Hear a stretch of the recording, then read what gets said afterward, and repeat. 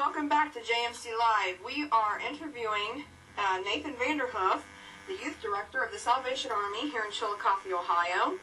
And we're just kind of going over, asking him what he does for the Salvation Army, what his job is, and also what the Salvation Army is doing to help those in need this Christmas. Nate, I thank you for being here to do this interview. I know you're very busy this time of year, but we thank you for taking a short time to do this interview. Yeah, thanks for having me. No problem.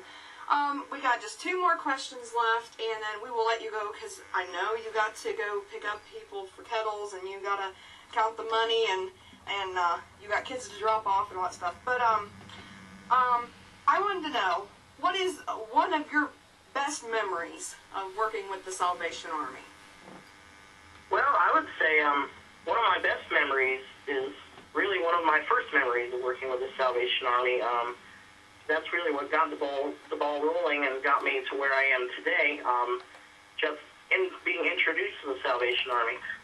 When I was growing up as a kid, even overseas in Kenya, I would see the Salvation Army is really big there. They would go down the street just singing praise songs and banging their drums and everything. They'd all be in white uniforms, and it was always such an awesome sight. And I just thought it was really neat, but at the same time, I never thought of, oh, maybe I'll be part of that someday. I never knew. But one of my earliest and best memories of working here for the Chillicothe Salvation Army was definitely starting out as a kettle worker or a bell ringer or a ding-a-ling, whatever you want to call it. Ding-a-ling. Yeah. It was just a really neat opportunity because I knew that it's not a job where you're trying to get rich. It's not a job where you're trying to be comfortable or stay warm or anything like that. Most stores make you stay outside no matter what. It's against their policy to make you come in, things like that. So I knew it wouldn't be the most comfortable job, but I knew that it was just a really great opportunity to not only show the Salvation Army presence, but God's presence as well, and just spreading holiday cheer, Christmas cheer, anything like that. I knew that it was just a really great thing. I loved doing it every single year. And now that I'm a youth director here and being more of a transportation person and this and that and the other thing, I don't really get to just ring the bell myself, but I do try to volunteer at least once during the Christmas season. But that really helped me start out with the Salvation Army, helped me realize of the need and the good that is being done through the Salvation Army and through the kettle workers. A lot of people kind of wonder sometimes what the money is used for, and a lot of it is to help right at Christmas time directly. But then some of the money also helps out with paying the bills throughout the year.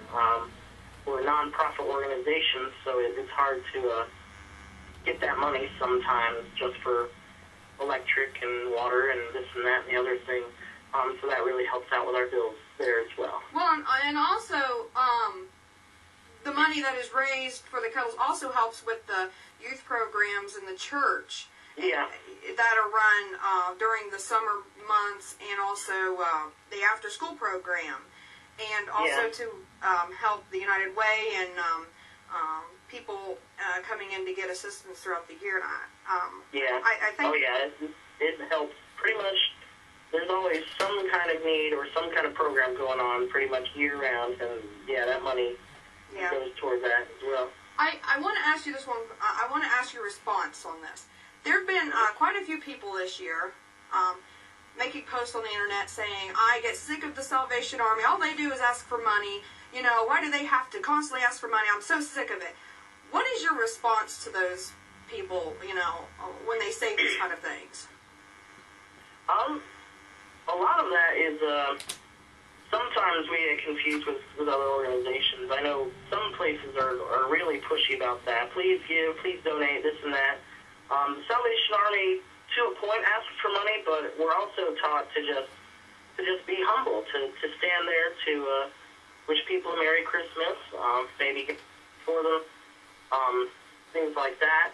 And a lot of times we try not to be pushy. We just let people, if they're willing, if they're able to give that money, then we let them. We try not to be really forward about that, because I know if someone's coming at me asking for something, yeah, my first response is to run the other way or try to avoid them, things like that.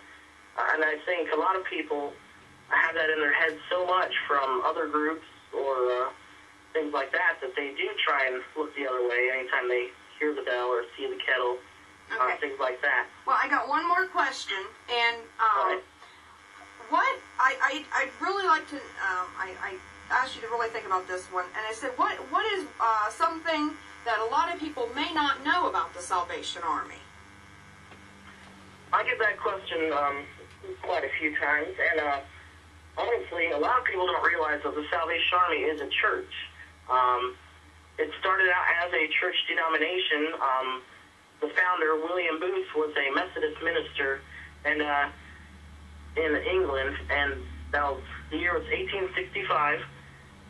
A lot of people were not allowed to go to the churches there because they didn't have really nice clothes, or some of them were smelly. If they were drunks, if they were prostitutes, like I said, if they just smelled bad or looked dirty, they were not allowed in the church. And William Booth, he was kind of a kooky-looking guy himself, and anyone would lay claim to that. Just this wild hair and a big flowing beard, things like that. But in a way, he was almost an outcast of the church himself. But he wanted a place where people could worship no matter what they dressed like or smelled like or looked like, how well off they were financially. And so he started the Salvation Army as a church. He knew that people wouldn't come to the church if their physical needs weren't met first. So he would feed people, clothe people, give them a place to stay. And out of that arose the Salvation Army. One of the phrases that's one of the big things of the Salvation Army is heart to God and hands to man. And we always stress that, saying that we're giving our hearts to God and doing this for God, but we're lending a hand to man as well. And through that, we're kind of a go-between, in a way, to help people realize that they can come to God as well for their spiritual needs, as well as their physical needs. Well, Nate, I thank you for taking this time in your busy schedule to do this interview with us.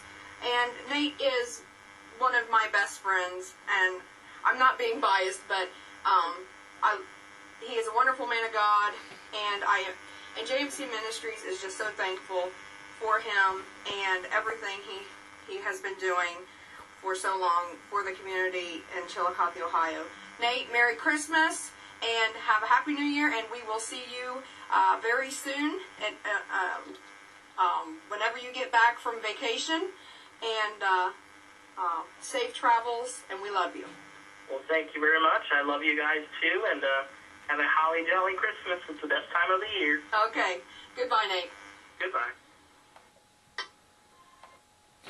Okay, so we're going to take a break, and we'll be right back, and that's the end of Nate's interview, and we'll talk a little bit more. Be right back.